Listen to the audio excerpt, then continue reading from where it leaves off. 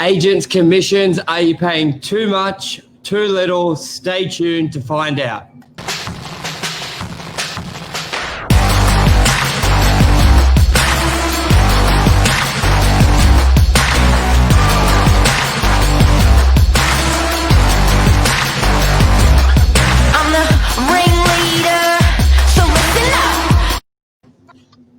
Good morning, everyone. Morning Minutes. Myself, Michael Bergio, Mark Novak, talking about agents' commissions, the unspoken topic until a client asks at the very end of the sales presentation, the agent sort of goes, oh, I paid this, da, da, da.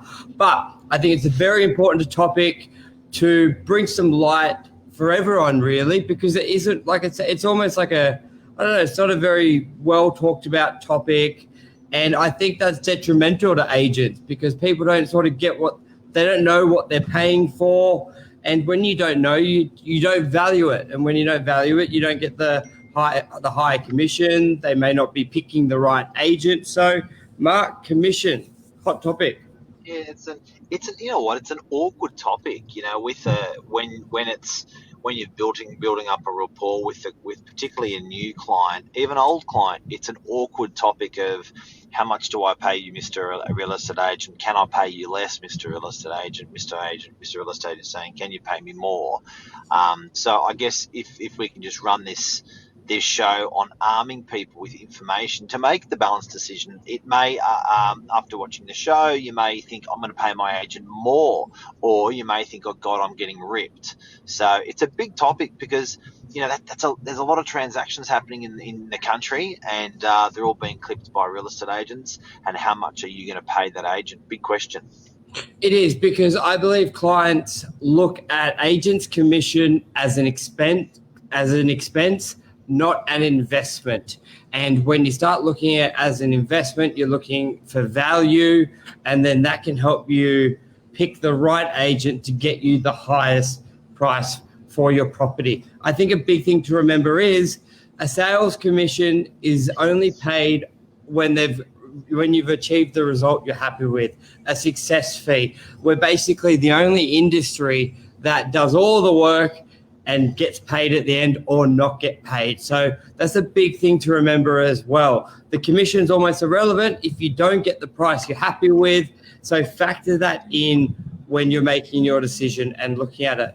Mark, what are some key things? Well, imagine a car repairer at the end, or imagine a carpenter at their end saying, look, when I finish the job, you can then decide how much you want to pay me, or if you want to, it's performance-based in sales. It's performance-based in property management. Good morning, Jeff.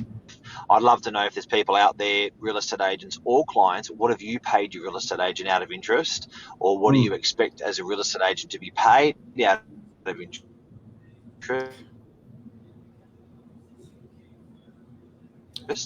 But it's definitely one of those industries. So let's split it into two, Michael. Let's go rentals and let's go sales, because they're different fee structures between rentals and sales when you're employing a real estate agent. So as a consumer of real estate agent services, if you are purchasing or if you are a tenant looking for a rental property, you are generally not nominating fees or paying any fees or anything like that. But if you're a person selling property, you own it and you're selling it, or you own it and you're renting it, then there'll be a fee negotiation between you and your agent, which is not set, is it? No, it's everything. It's negotiable. Typically, you see fees around that sort of in residential 1.7 to 2%, especially Northern Beaches base is around those percentage, but it's all negotiable. A lot of people can do the final sale price. Yes. Okay. So let's work of the final sale price. So if it's $1 million at 2%, it's $20,000. Another key thing to remember is when do you get paid that? Now, typically, it's not obviously when you sign the agency agreement. It's not even when you exchange the contract when the sale secured. It's on the settlement of the property. And it's actually paid out from generally the deposit the purchaser pays. So a buyer will pay a deposit of, say, 10%, $100,000. It sits in the agent's trust account. fast forward settlement, order of the agent goes to all parties, and then the 2% is Sounds- taken from Some people are the. going to think you're talking Chinese. Settlement, pre-settlement, order the agent. Yeah, and I guess in kindergarten language, it's the key. It's the key handover, eh? Yes, but a lot of When people the keys get handed over.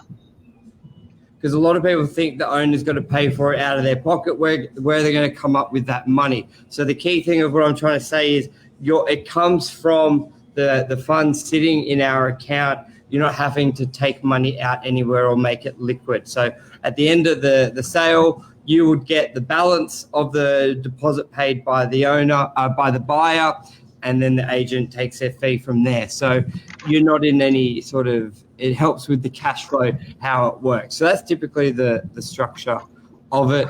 So there's no payment up front. It's when all funds are settled at the end, which is also when the keys are handed over at the end, and the trust monies that we're holding on behalf of the purchaser and the seller, the money which is the deposit, it'll be adjusted from there, but it's not any amount, it's the agreed amount. So you'll sign an agreement when you appoint your real estate agent, agreeing to a fee. Whatever you and the agent put in writing, it must be put in writing. The fees between agent and client must be put in writing. That's the law. And when you engage your real estate agent, by law, that fee has to be in writing. That's the same fee that's applied when that is finite finished. Mark, talk about when you start looking at agent's commission as an investment to get the best price for the property rather than an expense cheapest agent. We often say the cheapest agent is not the best agent. Talk us through the potential difference or of some key things between the best agent, who may have the higher fee, compared to the cheapest agent. What are some attributes a vendor should be looking at? Well, get this. If an agent can't negotiate a fair fee for themselves, how the hell are they going to negotiate a fair sales price for you? So if these cats are a bad negotiator with you at negotiating their fee, they're going to be a shocker negotiator when they're negotiating your price. So if you've got someone who explains themselves properly, and has a good products and good suite of products and services and experience that they offer, and they can justify that fee, the odds are they're going to justify what your property offers to the market and hustle that price well as well. So you don't want the agent that just bends over. Think of this: if you as the homeowner have out negotiated the person you're appointing to negotiate your home, that's not a good thing. As we had on the show with Lee Woodward last week, there are 246 steps and processes when selling a home, which is all included in that fee. But just think of that. If you can get your agent, let's say they start at 2% and they finish at 1%, if you can negotiate a 50% discount on that agent for their money, what are they going to do when they're negotiating your money? You can get your agent, let's say they start at 2%. Absolutely. Sorry about that. All good. So talk about sliding scale. Some people just go briefly, incentive fee sliding. When does that come up and how does that work? Is same agreement, things? Yeah, and don't forget, guys, there's agents out there that'll do 1%. They're the ones that I don't think they're going to get the best price for your property either if they can't negotiate a fair price. 1.5%, 2%.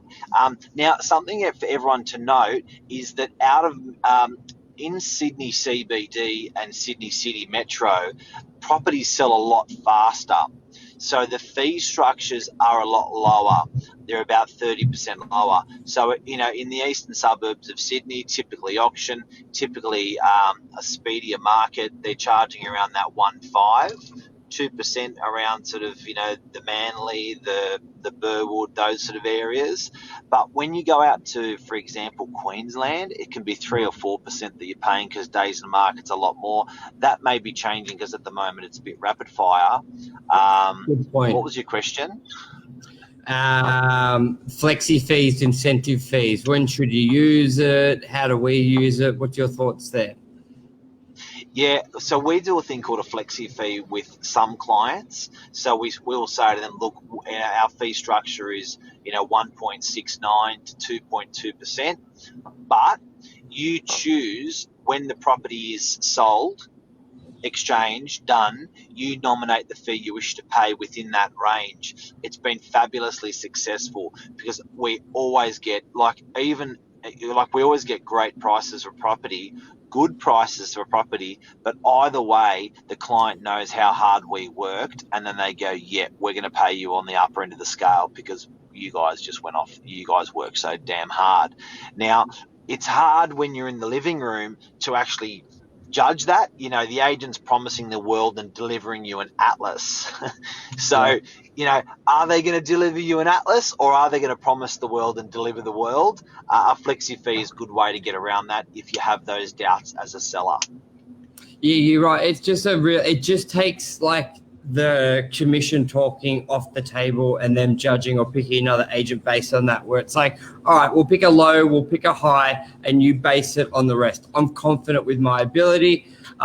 Sometimes agent owners will want it reflecting on the price. So if you get over 800, I'll pay you 2%. If it's under 800, it's 1.5.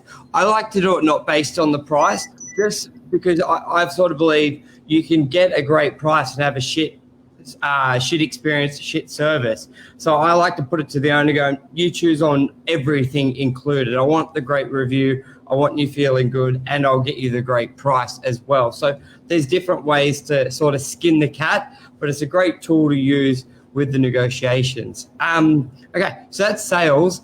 Mark, rental. Well, actually, just before we move into rentals, some agents want to crucify you and punish you if you don't get the price thereafter. Example, you're going saying, look, I love our incentive structure for our team to sell your property. It's 2%, and that's where we're at. The owner goes, yeah, look, that's fine, but if I'm thinking so we've put on the property 1.8 to 2. And the client goes, look, I actually think it's a $2.2 million property. Now, if you get less than $2 million, I'm going to pay you, I'm going to run you over the coals and pay you half of what you want. But if you get over that 2, then I'm going to pay you a little bit more. Now, the problem with that, it's actually not an incentive. It's a disincentive for the real estate agent to do business with, because it's almost like your job is not a valuer. You're not a bank valuer. You're not walking into the room guaranteeing pricing. That is a bank valuer's job. They get paid for that. They do it for banks. They do it for solicitors. They do it for people that want valuations. They're much more conservative.